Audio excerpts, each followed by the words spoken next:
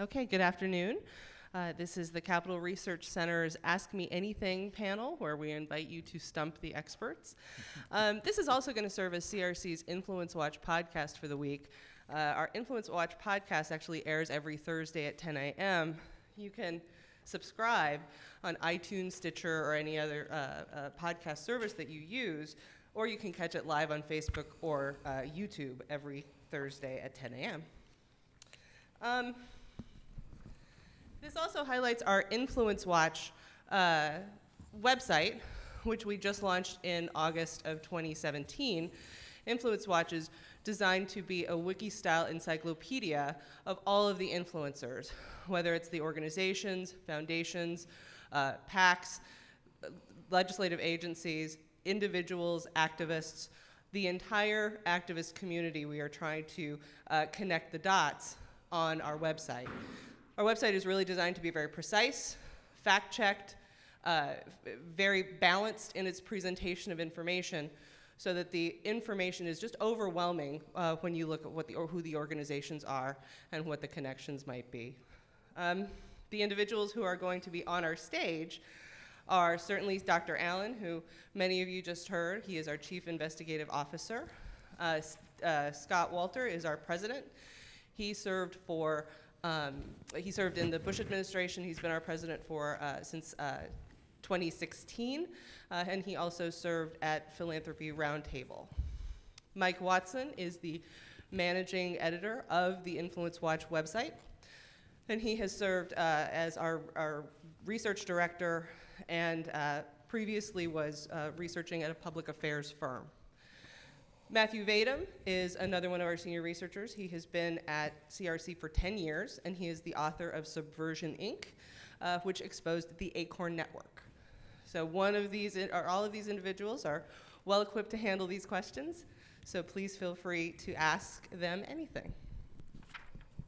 Oh, and one thing I will say, and Scott, you may want to echo this, we are really focused on the connections, so we're not, the person who wins the iPad isn't going to be the person who asks if George Soros dyes his hair, and we don't know that answer. This is going to be more about the substance of the connections between and among the organizations. So if you know something that we don't, that's what we will reward. So thank you. Okay, thanks so much, Kristen, and welcome to this week's podcast for the InfluenceWatch website. Mike Watson and I are the ones usually on that, but we're joined, as Kristen said, by more colleagues from the Capital Research Center here. And we are happy to take questions on any part of the webs of the left, or on how the various donor entities operate and the rest. And I think to start things off, I'm going to ask my colleague Mike Watson to review one of his favorite stories that we've covered, and then we'll start taking questions. So, is anyone here from New York City? One. So the mayor of New York City, Bill de Blasio, is obviously a fairly left-wing Democrat. His political consultancy, or it's not his consultancy, but his communications consultants, Berlin Rosen, also the communications consultants for New York State Attorney General Eric Schneiderman. In late 2016, they had a very interesting client, the Jill Stein campaign. The Green Party's, we may all remember, shortly after it turned out that Donald Trump had won the Electoral College by winning very narrow margins in Wisconsin, Pennsylvania, and Michigan, the Green Party launched a series of recount efforts, independently funded, because although it was close, it was within 1%, I think, in all 3 states. It was not close enough for an automatic recount. And somebody obviously had to handle the communications for that, and Jill Stein turned to Bill de Blasio's consultants, who were paid, I believe the total was something in the order of $250,000, to handle the communications and the press for those recounts, which I believe one was dismissed dismissed from even before it happened. One upheld the result, and the other just never went forward. I believe that to be the case. Thanks. If folks want to ask questions, we have the 2 microphones, and you're also welcome to ask Steve questions if there's things left over from all the fun fusion and the rest. Yes, sir. Hi. What's the current status of the potential release of Lois Lerner's closed-door testimony? If we know. Yes. Does anybody know? Do not. Yeah, I haven't heard more on that. I will say that it's an instance though where I would blame 2 folks for how little proper investigations was ever done on that story. Our friends at the Media Research Center, shortly before the 2016 election, went and calculated how long it had been since any major television news network had mentioned the Lois Lerner IRS scandal, and the record was 640 some days. That was the most of any of them, and one of them had been a mere 450 or so days since a mentioning of that. But of course, the Republicans in Congress also deserve credit because they had done nothing to have it enter into the news for more than a year. And then, looking quite foolish, I think it was just weeks before the election, right? They did a touch of saber rattling about the Lois Lerner scandal. And this is particularly egregious because in the Nixon impeachment articles, which never quite got voted on because he resigned the night before the actual first impeachment vote would have been held, but in the impeachment papers that would have passed the House against him the next day, one of the main articles was precisely abuse of the IRS. So the idea that we shouldn't be concerned about the kind of abuse that was done there is egregious. And I'll apologize, but this is a hobby horse of mine too, is that in the case of the IRS, there were something like 300 groups that were suppressed in the 2012 election cycle. That was the whole point of that. It was in the lead up to the 2012 presidential election, the IRS was suppressing the tax-exempt status granting for these.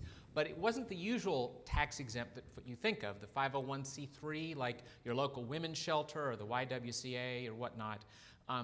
All but one of those hundreds of conservative groups were 501c4s. They were trying to be 501c4s, which is a different part of the tax-exempt code that's designed for things like voter registration and get out the vote and issue ads in campaigns. So the right-wingers were trying to do C4s.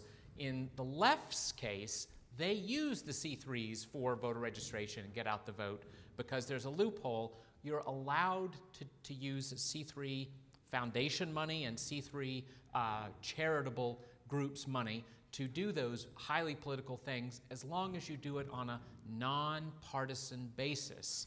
Now, that, of course, in this town is laughable. You will not find a single person willing to swear to you that there is a C3 group somewhere that does voter registration and get out the vote on a nonpartisan basis. So, and it's actually worse with regard to Nixon because I believe that was for an attempt Nixon was making to use the IRS to go after his political enemies, and the people at the IRS had actually refused to do that.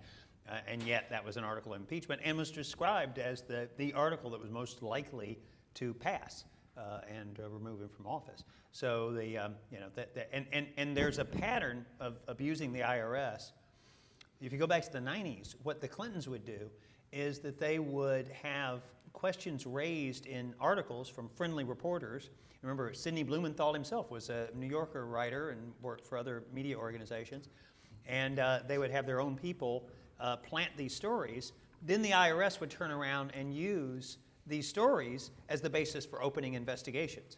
So Heritage Foundation and Cato and any group that was conservative or libertarian would get targeted, and the people at the IRS would just say, well, we're just going by what's in the media, you know. I mean, if these questions are raised, we have to investigate them. But of course, the media would not raise questions for groups that were on the other side.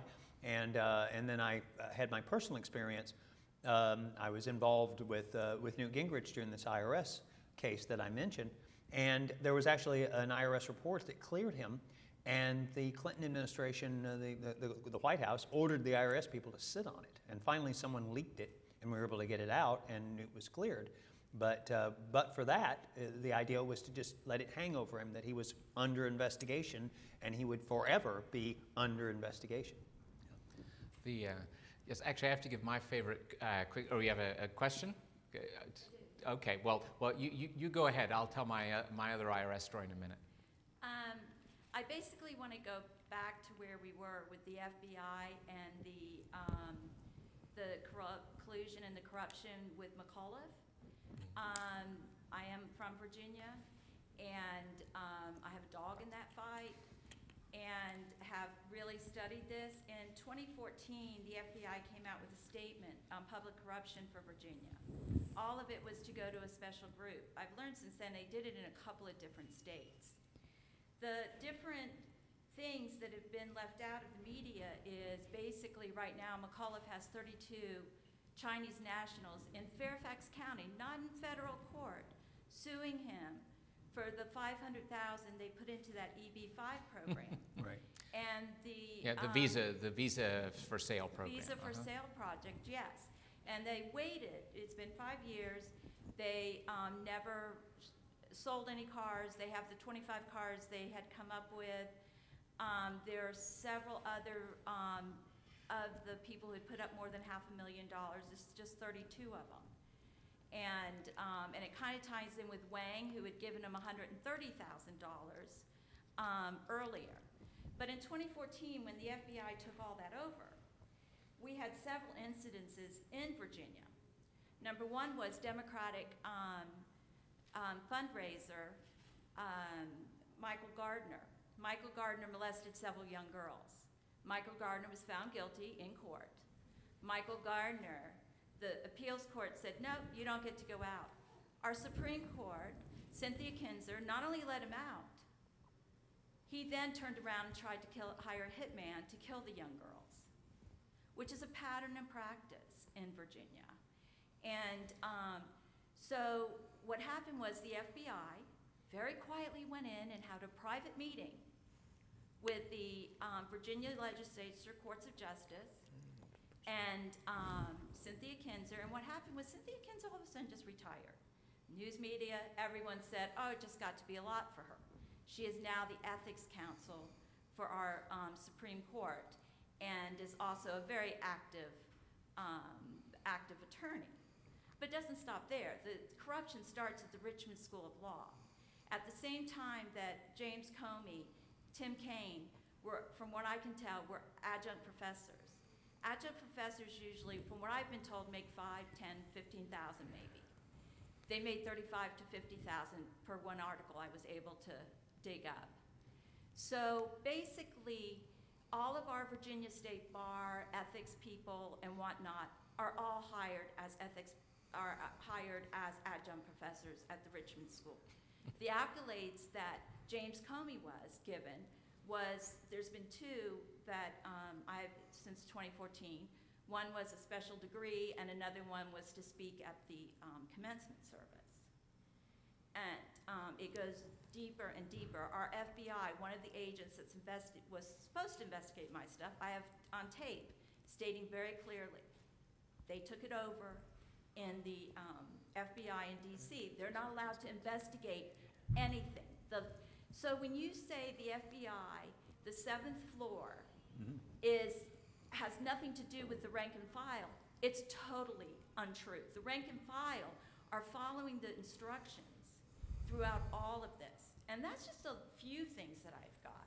I mean, when you look at what Eric Holder did, $251 billion in our mortgages, he walks out the door. He negotiated all that with Covington and Burlington, where he walked into his 11th floor office and was given a $78 million check. You know, and well, as a Loudoun County resident in Virginia, the hillbillies, right? Ignorant hillbillies. Ignorant as an ignorant. Although hillbilly. he misspelled hillbillies. I mean, if you're going to say somebody is an ignorant hillbilly, you should at least spell it right. So, yes. Well, as an ignorant hillbilly in Loudoun County, I appreciate your watchdogging all this stuff. It's hard to believe that in a state controlled by Terry McAuliffe there could be anything shady, but perhaps there's something to that. Thanks so much. I want to call on Matthew Vadum at this point for something that we often get asked about, which is it possible to trace money to Antifa? And the simple answer is it isn't easy to trace, and it isn't clear that they need much money. But groups that are at least in the fringes, near in the general neighborhood of Antifa, do seem to have somebody that's able to assist them. Matthew, if you want to tell a little of that story. Right, so we're talking about the concept of fiscal sponsorship here, and that's where an ad hoc or an unincorporated, excuse me, activist group can take donations that the donor can deduct from his income taxes by funneling the money through an established 501c3 nonprofit corporation. And so this is called fiscal sponsorship, and then the C3 will take a few points. We'll take some juice, the VIG from it, a premium, and that way you can deduct the money from your income tax if you're donating to the group. So what happened? Or if you're a foundation that has to give to a 501c3 charity, it's kosher. Sure. And if I may interject one thing, the IRS rules governing fiscal sponsorship are fairly clear that you can only fiscally sponsor an organization. Like, if CRC were to fiscally sponsor a project, it would have to be in line with our mission. So it's not like you can just have a fiscal sponsoring entity that fiscal sponsors everything. If you fiscally sponsor something, you are tacitly saying you agree with it. You are tacitly saying that you are fairly explicitly saying that you support them. Okay, so with Antifa, it's almost impossible to find out who's actually funding them, but you can get to the emanations and penumbras of it by looking at organizations that are related to Antifa. So you look at, there's a group fairly obscure called the Alliance for Global Justice, which serves as a fiscal sponsor for an actual Antifa group, Refuse Fascism. And so you can give money to Alliance for Global Justice earmarked for Refuse Fascism, and then you can deduct it from your taxes, and then Refuse Fascism will beat you up at a rally if they don't recognize you as a donor, presumably. Set fire to your car and smash up your bank's windows or whatever it is that these Antifa people do. So that is the Soros connection, is that Soros has given some money through his Open Society Foundations to the Alliance for Global Justice. So what we have here is a meeting of the minds.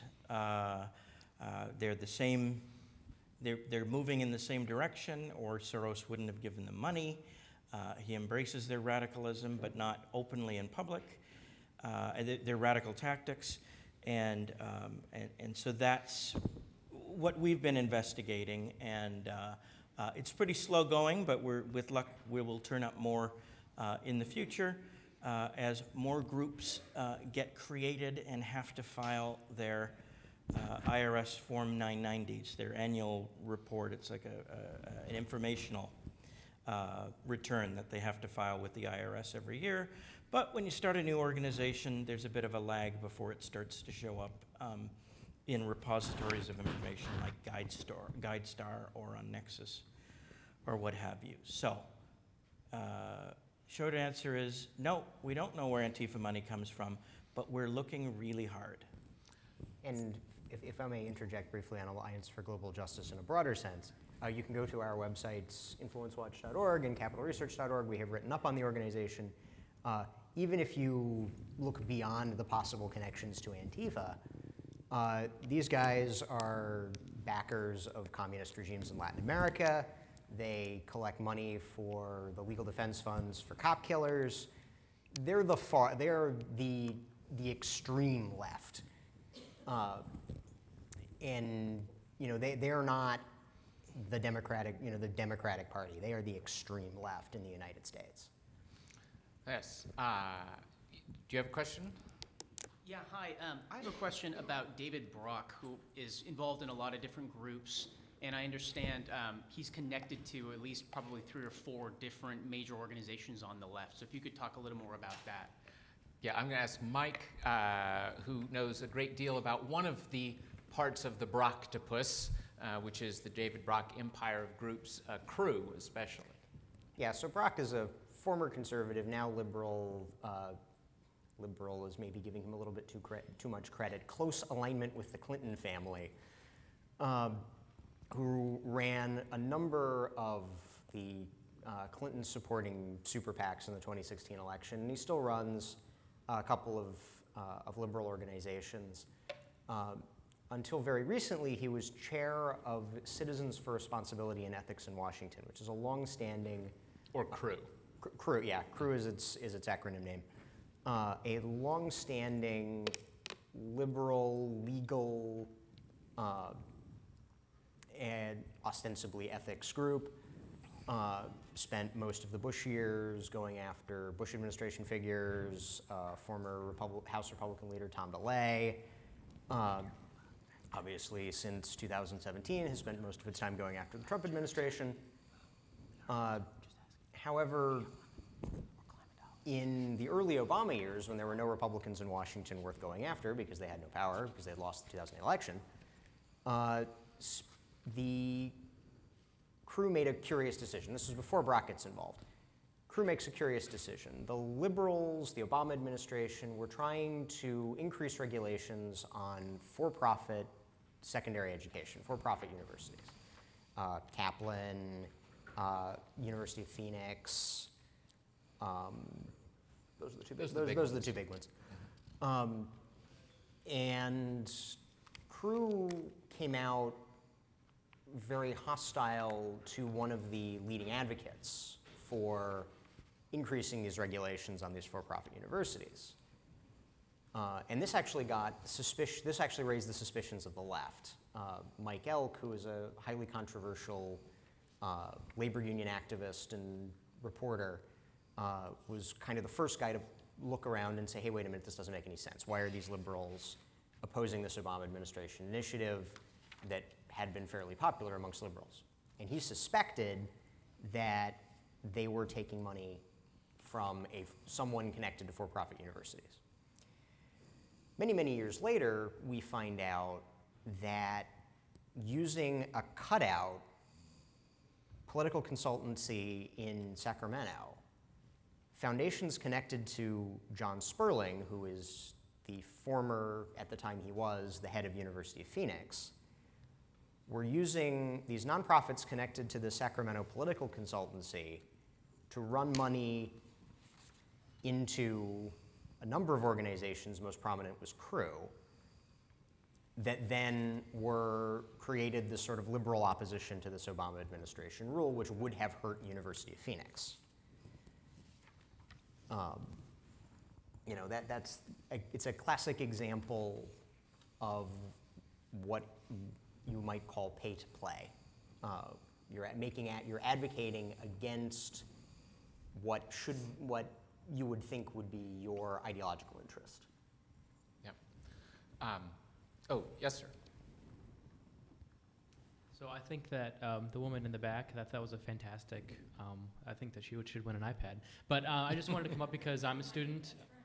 I think you had a very, very interesting. So I'm a student. I'm here from West Michigan, from Calvin College, so long trip all the way here.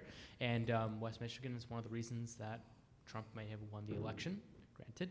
I'm from Illinois originally, so I was the youngest, one of the youngest elected conservative Republicans in any forum in the state of Illinois. So for a lot of my time in politics in Illinois, for about a year during the campaign, I was fighting Mike Madigan, who is from the precinct right around Midway Airport, controlling my state, controlling my city very deeply.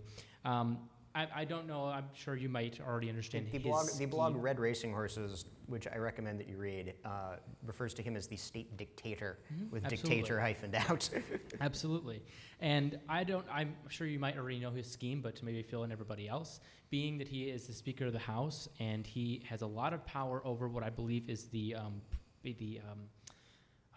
county property assessor, the assessors of the however much money the buildings are worth, basically, the property assessments. And so he puts all of his cronies inside this department, and then he goes and assesses, say, the Willis Tower from a foreign investor who buys the building or any of one of the other buildings. They're mostly now purchased by Japanese and South Korean and Chinese investors. And he will say that, oh no, these buildings are worth 6 times more than they're worth. Or he'll even go the other way around. And then he'll go to his private firm, his law firm, and he will fight against his own cronies to either lower or raise the property value, and then he'll take a cut of that. He'll take about 10 to 30% of that cut, and he'll just take that and put that in his own pocket. And unfortunately, that's completely legal under the current way that that's all set up. And I'm sure you might already know that, but I kind of fill in that for everybody else. And I figured, well, as a student, maybe I'd try to win an iPad. Well, I appreciate it, and if you go to capitalresearch.org and search for Madigan, you'll find some pieces connected to him, including this quotation, which, to do him his justice, he was described as, quote, more Machiavellian than Machiavelli by incarcerated former Illinois Governor Rod Blagojevich. So when you earn Rod Blagojevich's respect in that way, you really earned respect. Steve, another thing that's fun to oh, I'm sorry, we got another question, sorry, go ahead. My name is Matthew Middleton. I'm a recent graduate from American University here in DC. And with all the focus that we put on George Soros and the partnerships that he funds, who are some other big funders that we should be watching moving into 2018 and 2019? Well, who wants to do Steyer? Mike? Steve can do Steyer. I'll do others. Well, Tom Steyer is the person who wants to run for president. He is the main funder of the environmentalist organizations on the left. Obviously, global warming is his big cause, or climate change, they would say now. And he was deeply involved. I mean, we were talking before about Terry McAuliffe, and it just shows you that he's pretty much everywhere, because that became a big issue in Terry McAuliffe's race in 2013. For governor of Virginia. For governor of Virginia. That you had Ken Cuccinelli, who was the Republican candidate, who had gone after a guy named Michael Mann, who's a famous environmentalist professor who had been exposed in some leaked emails that showed that they had various things had been rigged. There's the famous hockey stick that supposedly shows the dramatic increase in global temperatures that is not valid scientifically, and yet this fellow had made a lot of it. And so Cuccinelli had gone after him because he had been at the, University of Virginia, and this became then a cause for the left, and so they came in tremendous support. Mann actually campaigned with McAuliffe, and Steyer sort of saw that. Virginia is, in some ways, it's a laboratory or a training ground for a lot of what happens, because it has its off-year elections, and so you have a few states like Kentucky and New Jersey that have off year, or off year, even better. 2013, for instance. Yeah, and so if you don't have much, then that's a good way for your people to go, and they can train in that election. In 2013, it'd be Virginia or New Jersey would be the big elections in that year. In fact, when they used to have the big political conventions, they had the largest political conventions ever held in democracy anywhere in the state of Virginia for the Democrats and the Republicans, and all the people who ran the national Democratic and Republican conventions would come and train at those in Virginia. So anyway, so Virginia becomes this big laboratory, and they were really trying out a lot of the techniques in terms of direct mail, in terms of being able to communicate with the people. Obviously, the big thing now is social media and the internet that we're just sort of now trying to figure out how to use. And we're in the early stages, even though people have been using email for politics for more than 20 years. But the effort to use artificial intelligence to find out the people that would be your supporters. So anyway, so this is the kind of thing. Steyer is, in particular because of his Silicon Valley connections, is quite dangerous in that regard, and being able to tap into that. And as I've said, one of the great things that we're facing as a threat in our society is lion algorithms. In other words, computer, in effect, really complicated formulas that decide a lot of things, like they're using now with Facebook to decide which sites to censor based on the words that are used, which if you rig the algorithm, you can get the results that you want, and nobody can really see inside the algorithm except a very, very few people. And that allows you, you could have like government hiring, for example, where people's qualifications judged based on an algorithm, and you rig it, but no one would be able to know. So this is the kind of thing where, being able to tap into Silicon Valley, that brain trust is really important. And money. And he sort of brings that in there as well. Yeah, and Steyer has been seen in Iowa, not previously noted for its high-tech industry. So I just make that observation. Mike, you have more? Yeah, so, and I mean, it's easy to focus on like people like Steyer and Soros who play in the partisan electoral game. Steyer, I believe, for the past 2 cycles has been the top single contributor to super PACs and to political candidates. However, there are also the long-term institutions, the foundations. 501c3 foundations obviously are forbidden from engaging in direct electioneering, vote for X, support. There are limited things that they can fund that say support policy Y. Some of the big foundations, some of them don't have like a name attached. Ford Foundation has existed for over 100 years. Well, just short of 100. Just short of 100 years. They are, I believe they're in the billions in their assets. Over 10. They give hundreds of millions in grants per year. A lot of it going to groups that support the labor union agenda, that support environmentalism, that support the pro-choice movement. On the pro-choice movement, you have Warren Buffett. His foundation that he named after his late wife, Susan Thompson Buffett, is one of, if not the largest private funder of abortion rights and contraceptive development in the world. Yep. Bloomberg. And then also Mike Bloomberg, former mayor of New York City, is the leading funder of the gun control movement. In my experience, in years and years of studying the left, I have never found a left-wing group of any significance that did not receive money from Ford and Soros's foundations.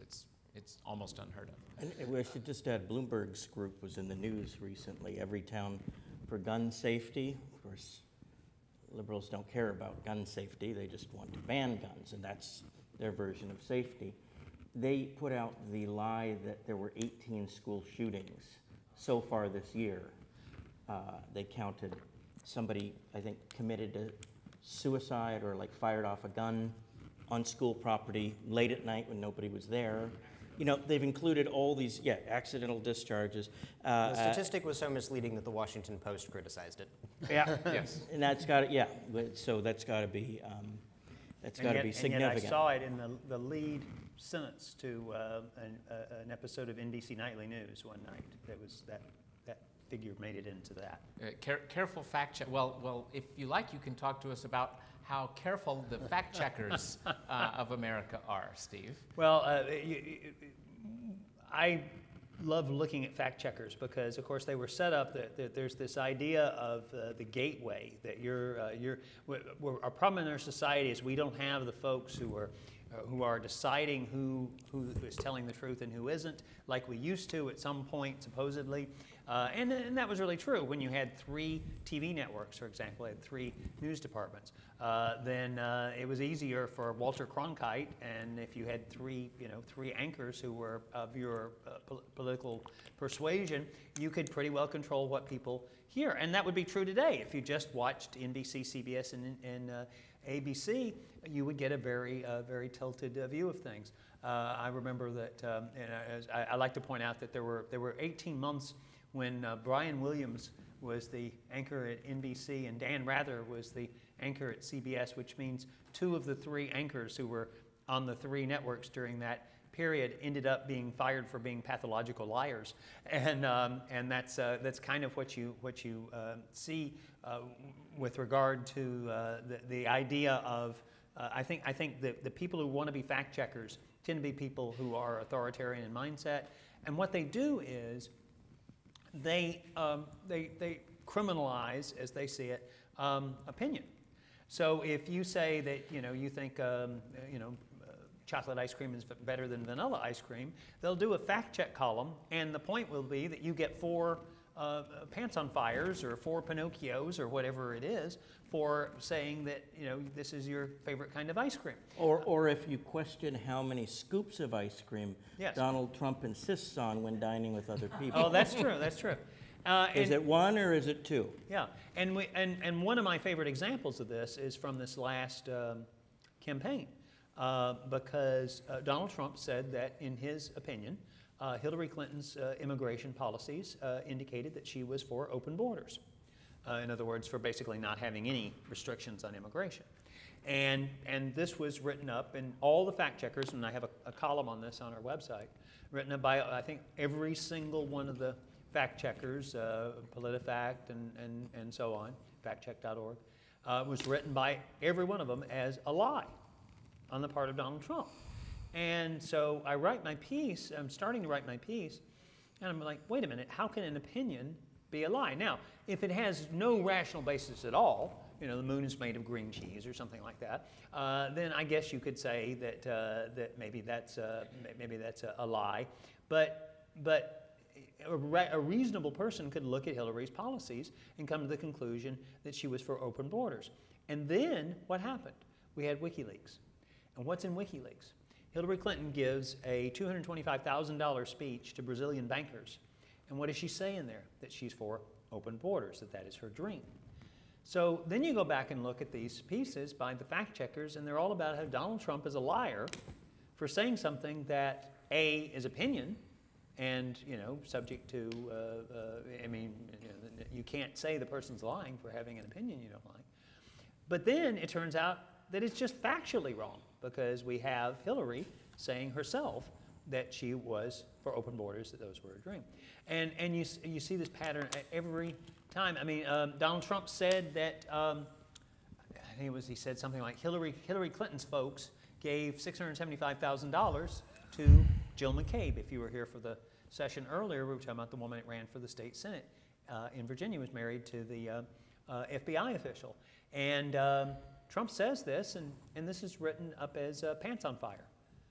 And I'm trying to figure out, well, how is this that they're writing it up? And they say, well, okay, Terry McAuliffe, yeah, he gave her this money, and it was from his PAC, and it was from Democratic Party funds that he controlled. But gosh, he also gave money to these other state senate candidates that were running.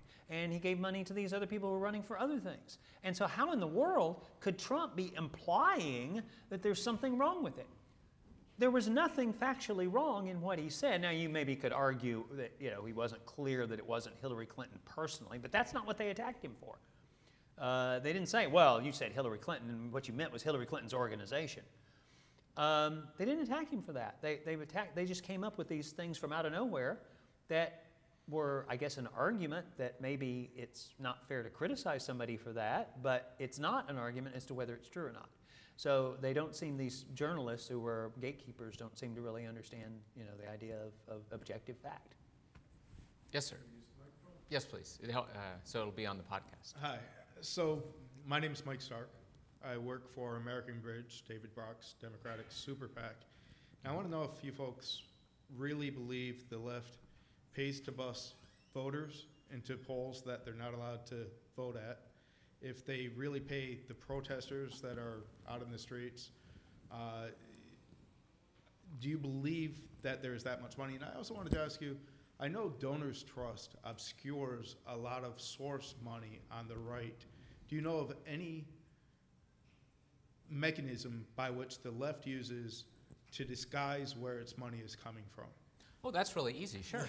Be happy to tell you. I suggest you go to capitalresearch.org or InfluenceWatch and you look up the Tides Foundation. Tides Foundation far predates Donors Trust, and it functions in precisely the same way that Donors Trust does. The very first grant that it ever, the very first reason that it was brought into existence was because there was a couple who wished to make a grant to a left-wing environmentalist group. And now, of course, that's an easy thing to do. All you have to do is simply write a check and hand it over to a group. But in this case, they decided, well, they didn't really want to do that, and so they created the Tides Foundation. Sir, are you unfamiliar with the Tides Foundation? There's been quite a bit written about it. I mostly am because, like I said, I'm a Democrat, and I'm much more familiar with Donors Trust and the right-wing money laundering. Well, would you care to take a guess which organization's larger by many tens of millions of dollars? Do you know for sure? Oh, I know for absolutely for This sure. is publicly available information. This is publicly available information. It's a shame you haven't gone to InfluenceWatch.org and capitalresearch.org, and it's a shame not to be better informed. Because the answer is it's very easy. By the tens of millions of dollars per year, the Tides Foundation is larger, and that, of course, is just one instance of such a thing. Now, we have no idea that both Tides and Donors Trust are dwarfed by groups like Fidelity Charitable Gift Fund and Vanguard and Charles Schwab. Those are all just sort of generic commercial entities that do the exact same thing because, of course, there's nothing illegal about it whatsoever.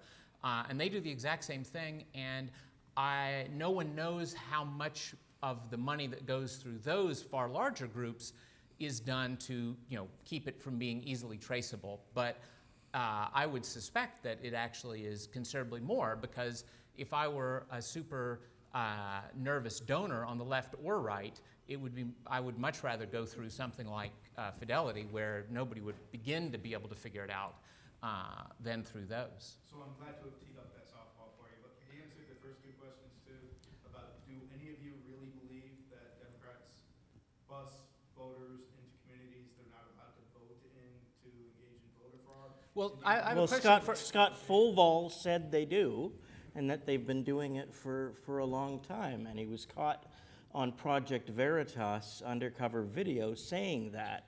And that was the sting operation that also included Robert Creamer, where he said very clearly that Hillary Clinton was in on this plot to send people to Trump rallies to try to start rumbles, to try to start fistfights.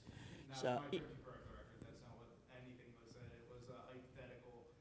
no, it was no. Well, then you're factually you're wrong. Well, but and in any event, there's an easy thing, sir, and that is that example, I believe. Yeah, the James O'Keefe of Project Veritas is probably here. So if you want an answer about his tapes, then you're welcome to go talk to James O'Keefe about his tapes. But is it tomorrow? But the But what I can, that isn't what I was talking about earlier. To me, it's a far greater scandal when you have 501c3 groups, not in the example that you're asking about, busing somebody from, Illinois into Michigan to vote or whatever, something like that, which would be flagrantly illegal. To me, the greater scandal is the way that the left uses 501c3 foundations' money, going to 501c3 public charity activist groups to register and to register voters and to get out the vote. Let's hope at least at their legal polling places, because I know that the left isn't doing that on a nonpartisan basis, which is the only supposed legal justification for it, leaving aside the question of whether whether there's any improper polling place use of that. I think that that's a scandal, and that the IRS and Congress ought to shut down things like that. And I'd be happy to if you give me your email, I'll be quite happy to send you one of my favorite things from the Soros leaks, which is a memo. It mentions Matthew Vadum actually in the memo. It's a memo from 2011, so it's the beginning of the 2012 cycle, and it is from Andrew Stern, then the head of the SEIU, arguably the most politically powerful union. NEA could fight for that title, maybe, but and Andy Stern at that time was the most frequent outside visitor to the West Wing of Barack Obama, and he and Deepak Bhargava of Color of Change, community organizer, the two of them are writing this memo to George Soros himself and to the other members of the U.S. Programs Board for the Soros Foundations. And the memo has 3 points. It says itself, there's 3 points here. The first point is nothing matters except winning the next election. It's an interesting thing for a foundation to be concerned about, but because of course that would be illegal if that were their true purpose. But that all I know is what Andrew Stern tells me. That the first point is we absolutely have to win the next election. Nothing else matters. The second point is unless you put millions and millions of dollars of foundation money into 501c3 activist groups on the left to register and get out the voters, we will not succeed in point 1, winning the election. And by the way, don't worry, the Ford Foundation has also pledged millions of dollars, as have some other left-wing foundations, for this registration and get out the vote work.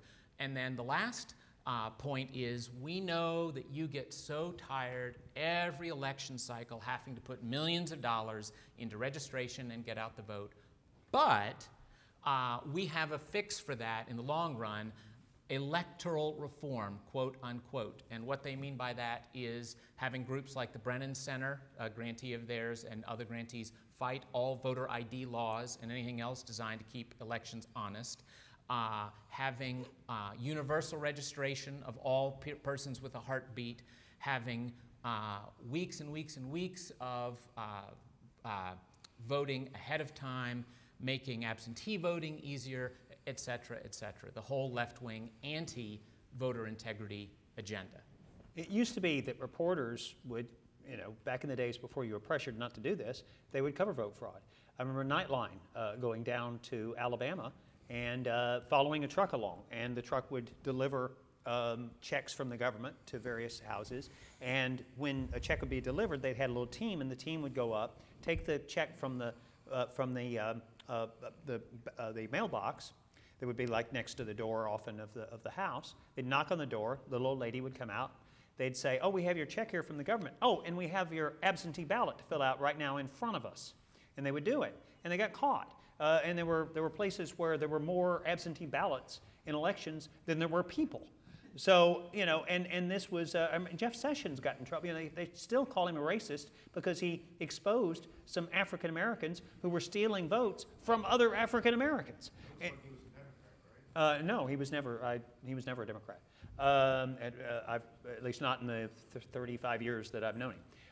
In any event, when I was the first story I ever had, the first scoop I ever had, I should say, was I went to a polling place, and they had been voting illegally there for so long that they just did this right in front of me, which was if you come up, you go into the booth, and as you're going to the booth, they hand you a marked sample ballot, not an unmarked sample ballot, but a marked sample ballot, in other words, telling you how to vote. And if you took too long in the booth, indicating that you were not going by the marked sample ballot, they would stick their heads in and go, hey, Sam, you need any help in there? And then they would go in the booth with people. No, when I would go to political conventions, I've been to 10 Republican or Democrat conventions, and we'd hang out in what used to be called the Railroad Lounge, which was the reporters' hangout. And we'd stay up till 2 o'clock in the morning telling stories about vote fraud. No matter what your political orientation was, everybody had these stories, and they were true stories. And now there's this thing that, oh my gosh, if you mention vote fraud and you suggest that maybe we ought to have voter ID, which we have for things like buying fingernail polish, but it's not important enough for voting to have voter ID. And they had, Nelson Mandela wanted voter ID. In Mexico and Canada, voter ID. But oh my gosh, it's somehow bad to do that because we don't have any fraud and we're not allowed to report on it. And that's the implication of what I mean, I would love to give you, I could give you literally hours of examples of things that either I witnessed or other reporters witnessed and told me credibly about it. The sheriff who dies in Louisiana, and they find in his attic all the ballot boxes that he had stolen, and he kept a lot of them like a serial killer keeping hair from people, things like that. These things happen. And Can I so, ask a anyway. quick question, because my husband is waiting? Yep. Okay, I'm sorry. But I think you've had a turn. But I'm wondering, have you done any research on the Scaife Foundation, who actually supports both left-wing and right-wing causes? Because I've actually done some digging on them, and they do support immigration. I think they were the funding behind FAIR. They are the funding behind CIS, some of the other immigration groups. But they give also to a lot of environmental groups, and they also give to Planned Parenthood. And I've actually dug and found where they are sponsoring programs for sterilization of populations in places like Africa and China and Central and South America. I'm sorry. Have you ever dug into any of that? It's like Scaife Mellon. Forthcoming in one of our next couple months magazines, which will be serialized on capitalresearch.org. Yeah. I actually had a piece on the immigration policy debate and the organizations behind it, and that includes, I'm not sure which of the Scaife Mellon philanthropies. I'm afraid I do not. FAIR is one. The CIS is another one. Yeah, the donor side, FAIR, because CIS, there are multiple FAIR, CIS, donor Numbers sides. USA, Education Yes. Fund. Yeah. But a lot of that was actually born They have out of the Scaife Foundation. out of yeah. some of the Scaife Mellon philanthropies. Yes. It's one particular one whose name escapes me at the moment. Yeah. Okay. No problem. That happens to me all the time. And we actually have a report on this forthcoming from our. But did you come across what I'm talking? There was a program. Yeah, no, they where there's actually they. She unfortunately she had a very eugenics mentality, and so yeah, she one of the Yeah. Scaifes was a big fan of Margaret Sanger, the founder Yeah. of Planned Parenthood, notorious eugenicist. Is it Cordelia Scaife? Cordelia Mellon Scaife, I think, was her name. I cannot It was one of the past generations. From Pennsylvania. From they're Pennsylvania, Pittsburghers. yes, But Pittsburgh. she's also sponsoring anti-fracking protesters too. I believe that is the case. Yes. Yes. Oh, well, now you may now be talking about the forward generation, Okay, because yeah, there's I'm probably holding there were at least 4 different major But see, when philanthropies I was doing some funded digging by on the Scaife money. Scaife Foundation, I also found that they were sponsoring sterilization programs in one of the non-white countries, and that I found very disturbing. That I cannot vouch for that. What I can vouch for is that the Scaife philanthropy I am thinking of gave $100,000 to Planned Parenthood of Western Pennsylvania.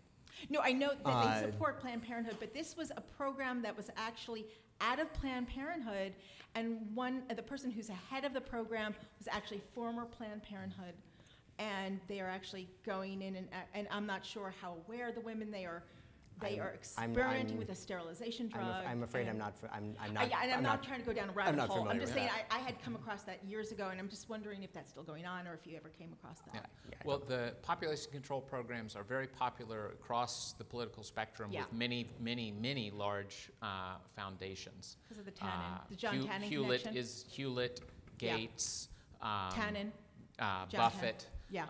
Very popular across the thing. Yeah.